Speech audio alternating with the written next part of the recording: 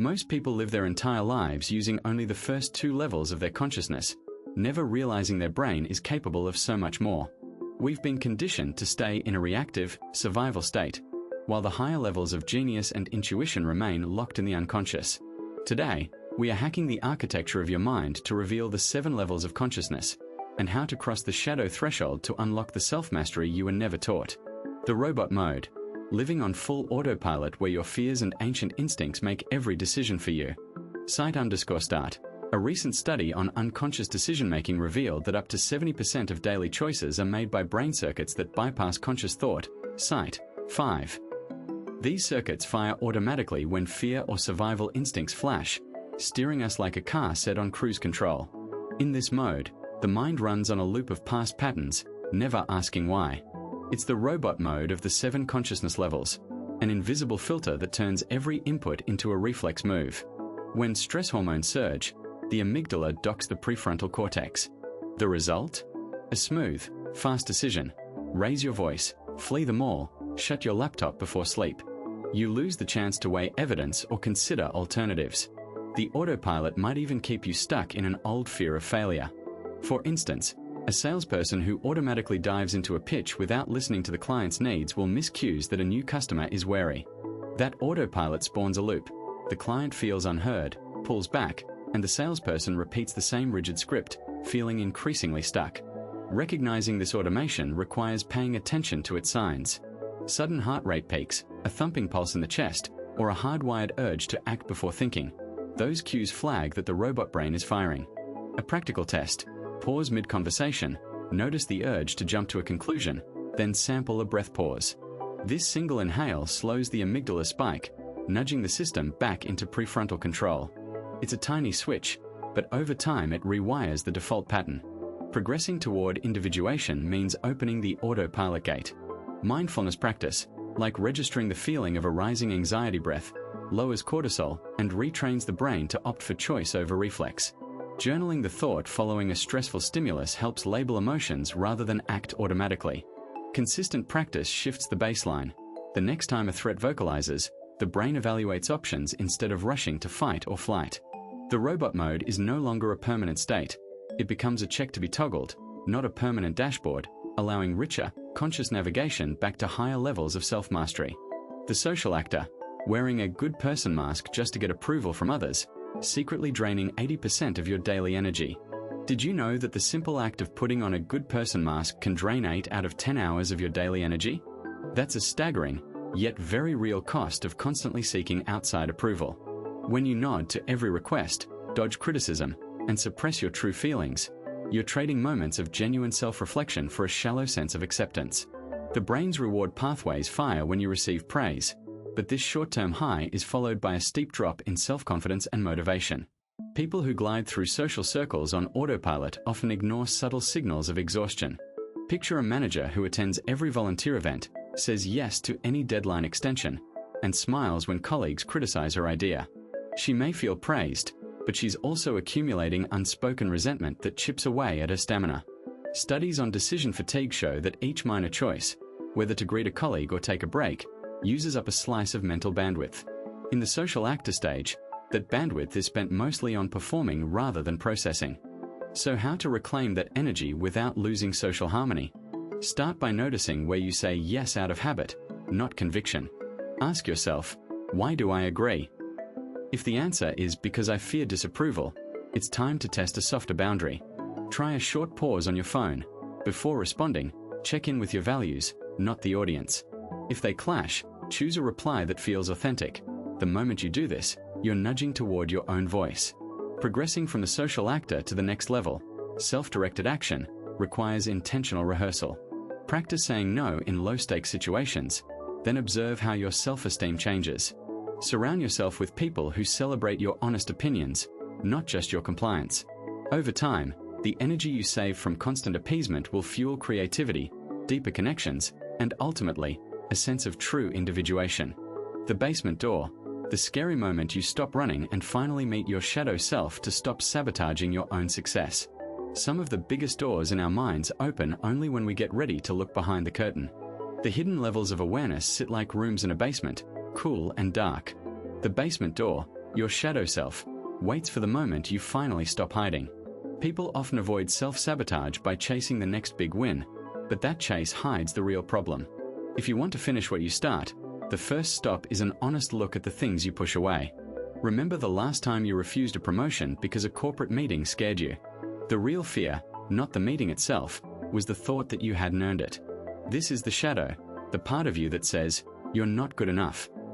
The shadow surfaces when your nervous system tests you with tiny failures. A simple example, you wrote your first email as a manager, but crumbled under the hit of a formal tone. Instead of improving, you walk away. That high-frequency anxiety flips back into self-doubt. You're sabotaging.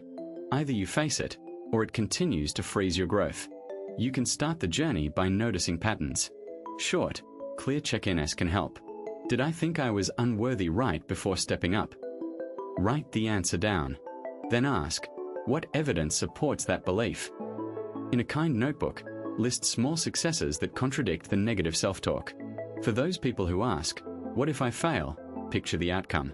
A private visualization exercise can give you the courage to ask an unfiltered question about your shadow. Why does this feel so hard even though it's logical? The key to crossing the door is to breathe. Grab a deep breath and read what you wrote about the shadow. Native to everyone, it's prime real estate for growth. In the moment you agree that these thoughts exist, the staircase above pops into view. Ability to transform increases when you treat the shadow as a partner, not an enemy. Now you can see how each level climbs, from raw survival to fully colored individuation. The shadow is merely a signpost. The climb itself is yours to take. The pilot's view, learning not to be your emotion, but to observe it from the side and consciously choose your reaction. Humans move through a chain of hidden stages that feel like stair steps under the carpet. The first rung is mere survival: fight, flight, feed. The last rung is a life fully countered by one's own daring choices. Between them lies a little-known bridge, the pilot's view, a skill that lets you hover over a feeling instead of sinking into it. Observing emotion as a pilot does a runway is the difference between being flooded by anger and directing it toward a useful outlet. The emotion appears, like a cloud, and you recognize its shape but do not let it take the helm. In this attitude, the mind stops automating and starts interrogating. What am I feeling? Why does it arise? What can I do with it? The pilot knows the weather but chooses the flight path. Imagine a day where a colleague cuts the corner, making you flare up. Instead of exploding, you pause, label the reaction, I feel irritated. Your body relaxes a beat, your breath steadies. Now you cue a deliberate response, a neutral comment or a brief walk. The angry surface remains visible, but you keep control of the cockpit. In another scenario, a rapid heartbeat signals a looming dread of a looming deadline. The pilot checks, anxiety is rising. Then you activate a calming routine, deep breathing, a quick to-do list, a short stretch. The anxiety doesn't dissolve, but it no longer commandeers your choices. By practicing this observer mode, the brain cultivates a higher level of consciousness. Initially, the survival level is about automatic reflexes. Moving to the second level, you learn to recognize when instincts trigger. The third tier, emotional awareness, makes you notice feelings before they dictate action. At the fourth, you observe emotions from a distance, a skill the pilot's view underscores. The fifth level integrates this insight into decision-making, allowing you to choose constructive responses. The sixth centers on self-integration, where emotions become data points in a broader life map. Finally, the seventh, individuation, transforms the observer into a self-determined author, choosing reactions that align with long-term aspirations rather than transient spikes. This progression shows that mastering the pilot's view isn't an isolated trick but a hinge. Each successful observation nudges you closer to a life where you drive your journey, not your feelings. It's a practical, everyday hack. Sit back, name what hits, and let your own actions steer the outcome. The silent partner, when your logical brain and your gut feeling finally start speaking the same language, helping you make perfect decisions. Scientists claim that beneath normal thinking lies a web of unconscious signals that even the sharpest analyst rarely sees. This unseen layer keeps intuition alive.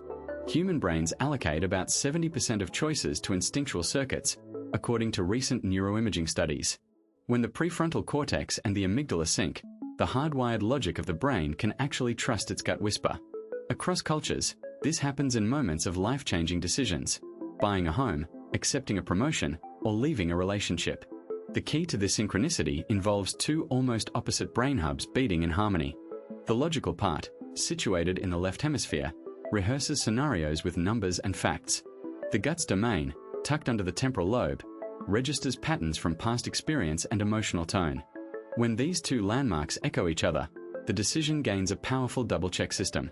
It's the same routine in athletes, a runner's mind picturing strides, while the body senses rhythm. In both cases, the brain's guessing hand and calculation hand mutually reinforce each other. You can tune the dialogue between these two brains with simple practices. Start a daily mindfulness ritual that focuses on breathing and body sensations. Notice how the chest tightens before a big call, then follow that cue with a slow, rational review of options. Another trick is to write decisions in a log, labeling each line with a confidence score and the emotional weight felt at the time. Review the log weekly.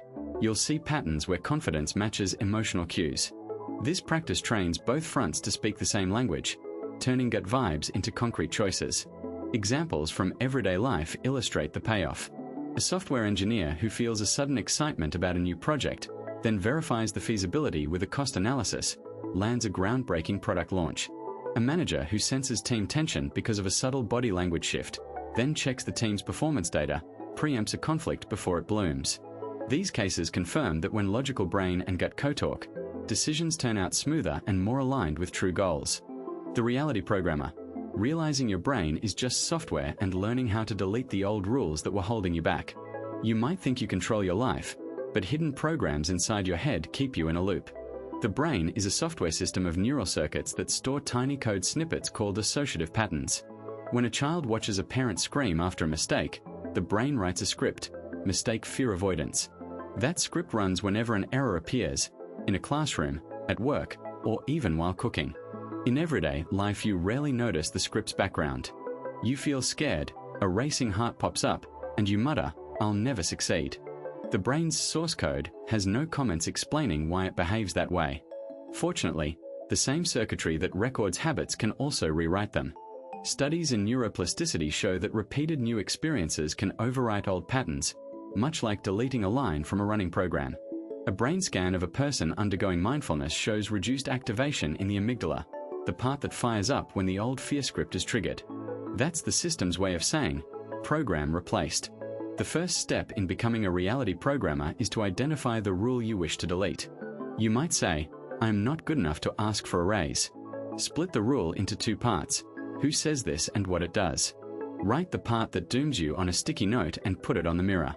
Seeing it in plain language makes the rule less powerful, like turning a hard-coded string into a variable that can change. Lightly walk through a tough scenario as if you were a robot testing new input. Imagine you are telling a friend, "You've got this." Your own voice can help overwrite the old command. Next, test the rule's validity. Ask yourself, what evidence supports this claim? Often the evidence is a single memory or one negative event, not a comprehensive record. Replace it with a counterexample. When I made a mistake on a project, my supervisor praised my initiative. Keep a journal of these new experiences, stamping each week's progress. The brain's learning system tags these fresh notes as high priority, so the old script fades into the background. Over many repetitions, the new script, "I can grow from feedback," takes over, and the old code becomes dormant. Finally, reinforce the new program by making it part of daily life. Short, vivid rituals help embed new patterns. Stand up and declare, "I am learning." Pair this with a physical action like taking a brisk walk, which activates brain regions linked to reward. The combination of verbal affirmations, behavioral practice, and emotional attachment solidifies the new code. Over time, the old programming feels obsolete, and your brain behaves in ways you've explicitly designed. This is how the reality programmer mindfully edits its own software to unlock its fullest potential. The whole human, the final stage where your light and dark sides stop fighting and start working as one powerful engine for your goals. Your brain holds hidden layers you barely know exist.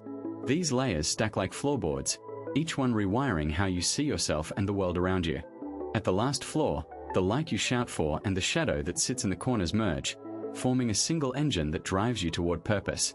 Instead of fighting, they dance together, each step feeding the other's energy.